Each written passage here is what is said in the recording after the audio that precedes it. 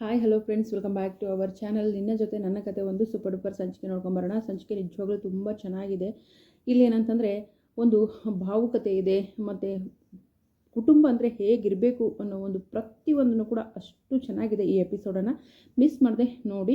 ಇಲ್ಲಿ ಟ್ವಿಸ್ಟ್ ಮೇಲೆ ಟ್ವಿಸ್ಟ್ ಕೂಡ ಇದ್ದಾವೆ, ಹೇಳ್ತಾ ಹೋಗ್ತೀನಿ. ದಯವಿಟ್ಟು ವಿಡಿಯೋನ ಸ್ಕಿಪ್ ಮಾಡದೆ ನೋಡಿ, ಚಾನಲ್ ಸಬ್ಸ್ಕ್ರೈಬ್ ಮಾಡಿಕೊಂಡು ಸಪೋರ್ಟ್ ಮಾಡಿ.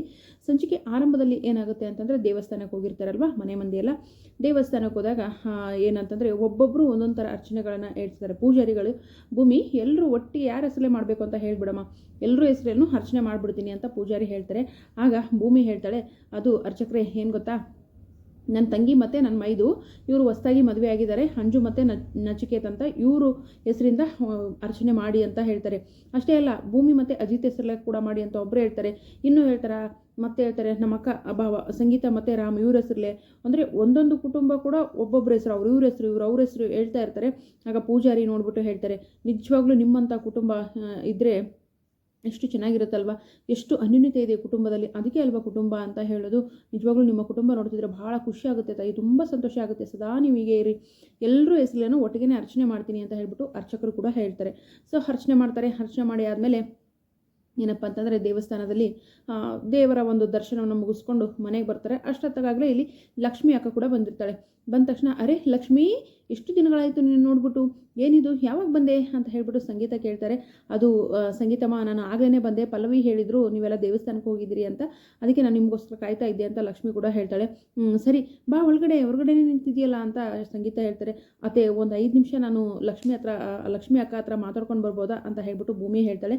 ಆಗ ಸತ್ಯ ಹೇಳ್ತಾರೆ, ಹೋಗಿ ಎಷ್ಟೇ ಆಗಲಿ ಅಕ್ಕ ತಂಗಿ ಅಲ್ವಾ, ಮಾತಾಡೋದಿರುತ್ತೆ, ಹೋಗಿ ಮಾತಾಡ್ಕೊಂಡು ಬನ್ನಿ. ಸರಿ, ಮಾತಾಡ್ಕೊಂಡಾದ್ಮೇಲೆ ಬರೀ ಅಂತ ಹೇಳ್ತಾರೆ. ಸರಿ ಅಂತ ಹೇಳ್ಬಿಟ್ಟು ಹೇಳ್ತಾರೆ. ಆಗ ಲಕ್ಷ್ಮಿ ಕೂಡ ಹೇಳ್ತಾಳೆ. ಲಕ್ಷ್ಮಿ ಏನು ಹೇಳ್ತಾಳೆ ಅಂತಂದರೆ, ಅಲ್ಲ ಭೂಮಿ, ನಿಜವಾಗ್ಲೂ ಈ ಮನೇನ ಬಿಟ್ಟು ಹೋಗ್ತಿದ್ಯಾ ನೀನು ಅಂದಾಗ, ಹೌದು ಲಕ್ಷ್ಮಿ ಅಕ್ಕ, ಅನಿವಾರ್ಯ, ನಾನು ಹೋಗಲೇಬೇಕು ಅಂದ.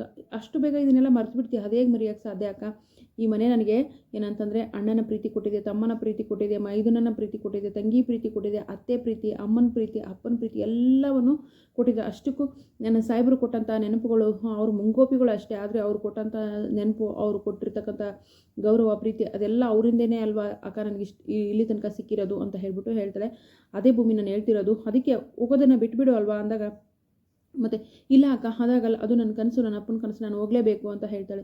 ಸರಿ, ಇಷ್ಟೆಲ್ಲ ಮಾಡಿದ್ಮೇಲೆ ಈ ತಾಳಿ ಯಾಕೆ ಅಂತ ಕೇಳ್ತಾರೆ ಲಕ್ಷ್ಮಿ ಅವರು.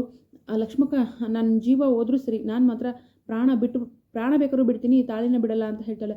ಅಷ್ಟು ಪ್ರೀತಿ ಇದ್ಮೇಲೆ ಇಲ್ಲೇ ಇರೋದಲ್ವಾ ಭೂಮಿ ಅಂತ ಹೇಳಿದಾಗ, ಪ್ರೀತಿ ಇತ್ತು ಅಕ್ಕ ಆಗ, ಆದರೆ ಈಗಿಲ್ಲ ಅಂತ ಹೇಳಿದಾಗ, ಏನು ಹೇಳ್ತಿದೀಯ ಭೂಮಿ ನೀನು ಅಂತ ಹೇಳಿದಾಗ, ಹೌದು ಅಕ್ಕ, ಈ ಮನೆಯವ್ರ ಪ್ರೀತಿ ಎಲ್ಲ ಸಿಕ್ಕಿದೆ, ಆದರೆ ಈ ಮನೇಲಿ ಇರಬೇಕು ಅಂತಂದರೆ ನಿಜವಾಗ್ಲೂ ನಾವು ಗಂಡ ಹೆಂಡತಿ ಆಗಿರಬೇಕಲ್ವಾ, ಗಂಡನ ಪ್ರೀತಿ ಸಿಗಬೇಕಲ್ವಾ, ಸಾಹೇಬ್ರಿಗೆ ನನ್ನ ಮೇಲೆ ಆ ರೀತಿ ಯಾವುದೂ ಇಲ್ಲ. ಅಲ್ಲ ಭೂಮಿ, ನೀನು ಪ್ರೀತಿಸ್ತಿದೀಯಲ್ಲ ಅಂದಾಗ, ಅದು ಆಗ ಅವರು ತೋರಿಸೋ ಕಾಳಜಿಗೆ, ಪ್ರೀತಿಗೆ, ಅವರು ಗೌರವ ಕೊಡೋದು ನೋಡ್ಬಿಟ್ಟು ನಾನು ಸಾಹೇಬ್ರ ಮೇಲೆ ಪ್ರೀತಿ ಆಗಿತ್ತೋ ಏನೋ ಗೊತ್ತಿಲ್ಲ, ಬಟ್ ಈಗ ಇಲ್ಲ ಅಂತ ಕಡ್ಡಿ ಮುರಿದಂಗೆ ಹೇಳ್ಬಿಡ್ತಾಳೆ ಭೂಮಿ.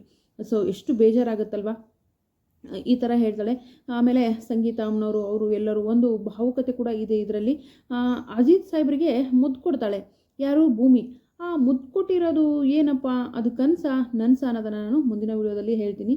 ಆ ಮುತ್ತು ಯಾಕೆ ಕೊಟ್ಲು, ಏನು ಕೊಟ್ಲು, ಅದು ಯಾರು ಕನಸು ನನ್ಸ, ಮುಂದಿನ ವಿಡಿಯೋದಲ್ಲಿ ನೋಡೋಣ. ವಿಡಿಯೋಗೆ ಒಂದು ಲೈಕ್ ಮಾಡಿ, ಚಾನಲ್ ಸಬ್ಸ್ಕ್ರೈಬ್ ಮಾಡ್ಕೊಂಡು ದಯವಿಟ್ಟು ಸಪೋರ್ಟ್ ಮಾಡಿ. Thank you so much. Bye.